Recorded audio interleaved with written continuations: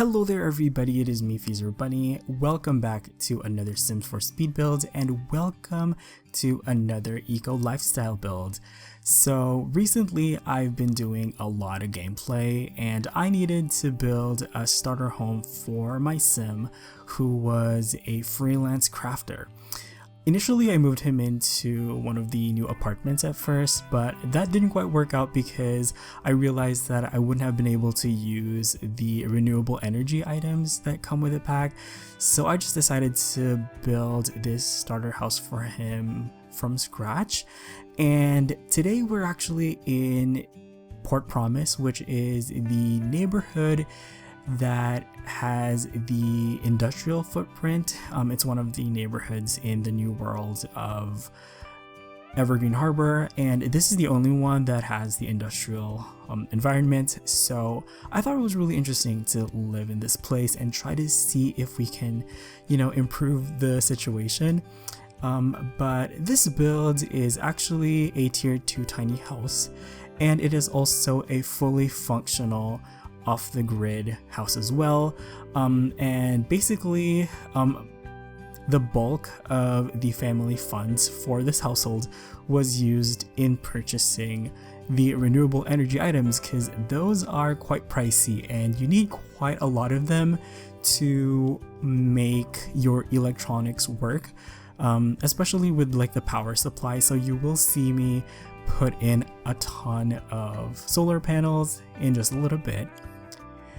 And this is also a starter house, which is kind of surprising for me. I don't even remember when was the last time I did a starter house, but I tried my best to not go over budget, even though I may have gone over budget a little bit. Last I checked, I think this house in its entirety cost about 21,000 simoleons, so I went like 1,000 over budget, so I might have to delete some things to make this a full-on starter house. But as you can see, I actually moved a sim in here because I wanted to use the tool mod to make these decorative structural pieces outside.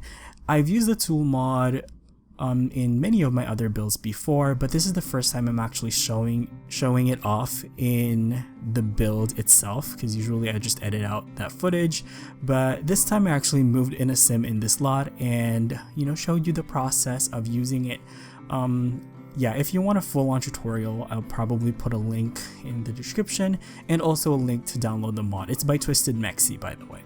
But by the way, the sim I moved in here is the same sim I was talking about earlier. He's my freelance crafter. I always get a lot of questions about sims that I use in videos, and almost all of the sims I use in videos can be downloaded on my gallery page. This sim that I'm using here is actually Alex from my Stardew Valley save file. I just gave him a little bit of a makeover and moved him out of his grandparents' place and moved him into Evergreen Harbor. So I love that, structural post detail in front. I feel like it gives this house a little bit of a more interesting shape, because I feel like I've done so many houses that look like this, so I wanted to give it a little bit of its own, unique character. And over here I'm once again using the tool mod to make this beam detail, which once again has been used a lot in my previous builds, but because this was such a simple shape, it's literally like a box with a front porch, I really wanted to go extra with the architectural details, which I just really enjoy. They don't really cost much, but I think they really add a lot to make everything feel more authentic, in my opinion at least. So I'm putting in these beams right here just to make this ceiling look properly supported. I didn't put like a floor level above the room of the actual house itself, because I didn't want that to count towards my tile count. So in the end, this house ended up having only 50 tiles, which is actually one of the smaller houses I've ever built. So as you can see, I'm trying to be very strategic with my choice of materials here. As much as possible, I only wanted to use materials that had a green eco footprint.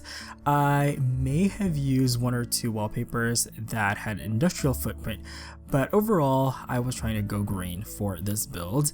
I am just checking how the beams look from tab mode. That's how much OCD I have, by the way. I just wanted them to look perfect. By the way, I also want to improve situations in Port Promise because, as you can see, things aren't looking so great. We have this really crappy environment.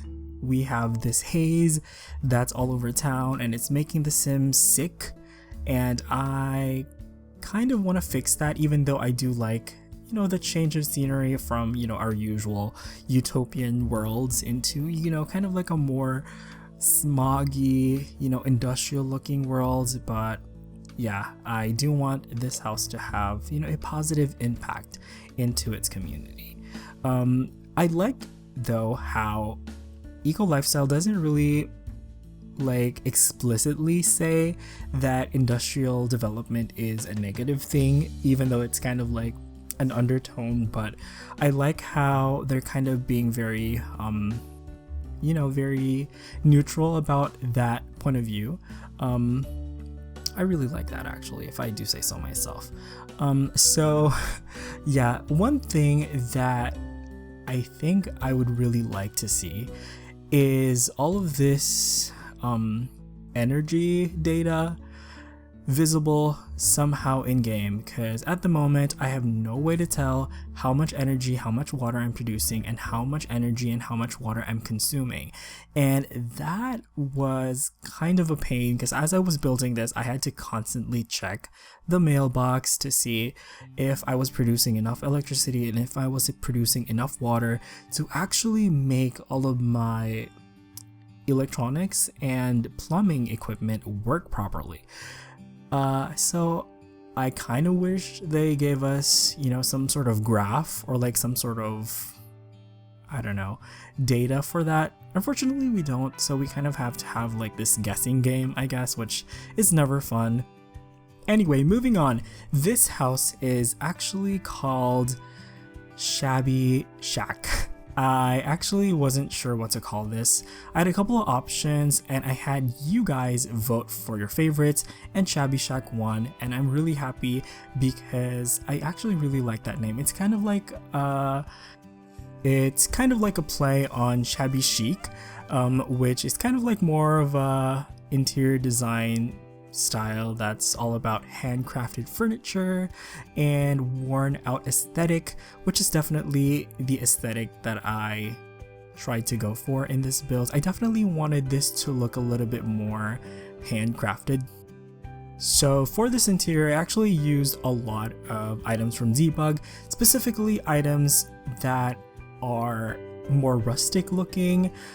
I really like the idea of using fabricated furniture for this build. Unfortunately, a lot of the fabricated furniture looked way too clean, way too perfect for the look I was going for in this build. So I actually used a lot of furniture, which I'm assuming you can get from dumpster diving.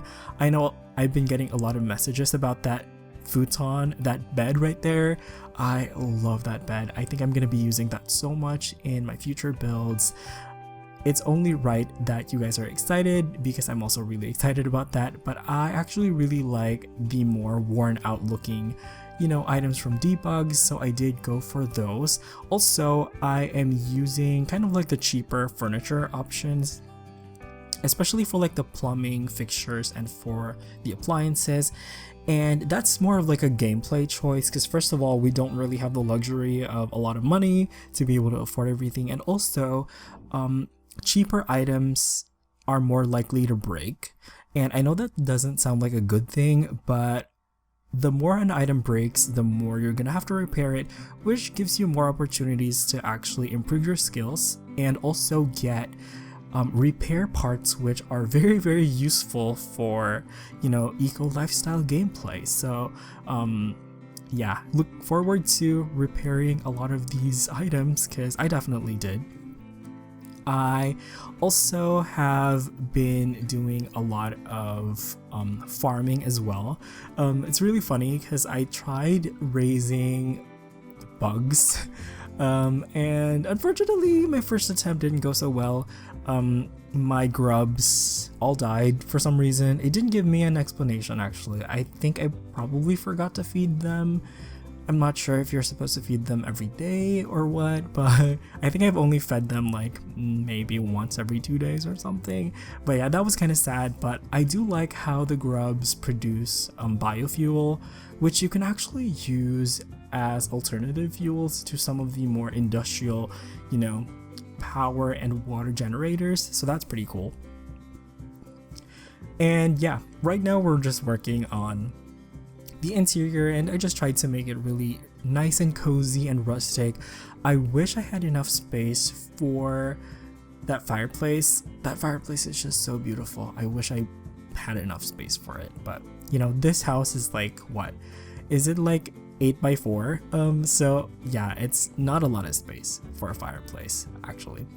But I was really happy with that interior actually. It's actually a really nice color scheme. Like I like this kind of like pale pastel colors. I think it's more of a refreshing vibe and it's also like really shabby chic. I just can't stop thinking about that TV show from like way back when. I'm sure a lot of you guys are familiar with like the shabby chic TV show from like the Lifestyle Network where they make like, you know, handcrafted stuff. Oh my gosh. There's also that cute little TV which I don't know where you get. I'm assuming you get it from dumpster diving actually. But yeah, I put that there.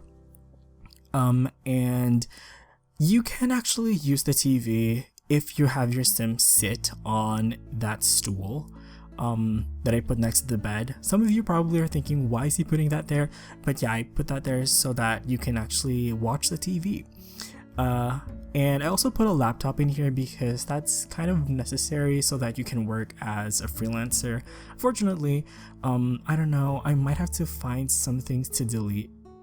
I think the laptop's probably one of the first things to go because I definitely am invested in making this under 20k.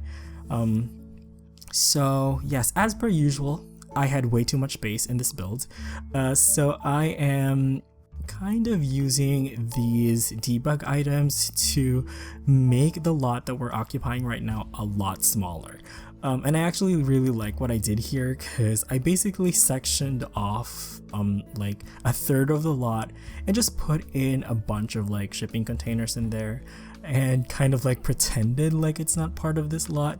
So yeah, I wish we can have smaller lots because I mean, what's the point of having tiny houses if you're gonna give us, you know, gigantic lots anyway? But I definitely wanted this to fit in nicely in this world. Didn't want it to look like it was an eyesore, if that makes sense. Like I wanted it to look like, you know, this lot has kind of like been unoccupied and, you know, somebody just lives here kind of like as you know, a temporary settler, I guess. And that's why I didn't actually put any trees in this landscaping. I mostly put like bushes and weeds and grass and stuff, because realistically, if you have like a lot like this, you know, you could probably have like a prefabricated house and then you can move in and move out a lot more easier. And obviously, if that happens, you won't have like any fully grown trees and stuff. And here I'm just, you know, putting in some industrial stuff here out back. I put a dumpster in there. I love dumpster diving, by the way, even though I've never seen a full dumpster. I haven't. Even in community lots, the dumpsters are always empty. I'm not sure. But one thing you'll notice is that I actually didn't trash this lot. Because I've seen some really tempting trash items in game that I think would make for some really funny, you know, abandoned home builds. but I don't know, I feel like if I put them, they're not gonna disappear if I actually fix this world. So I didn't want, you know, to have this like a trashy house and then the rest of the world look really nice and green.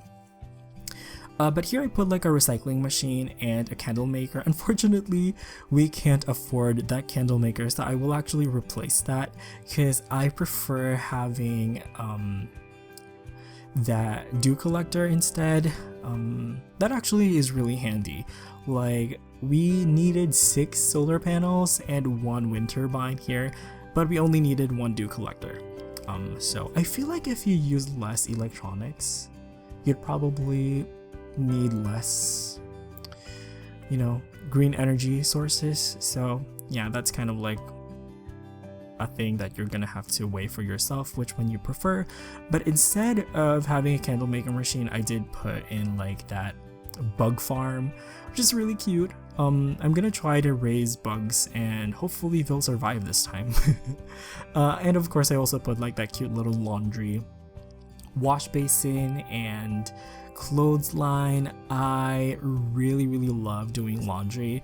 I know for a fact that in real life doing laundry, like hand washing, is so difficult, and I actually find it really funny seeing the Sims also struggle with the laundry, because it kind of makes it feel really realistic.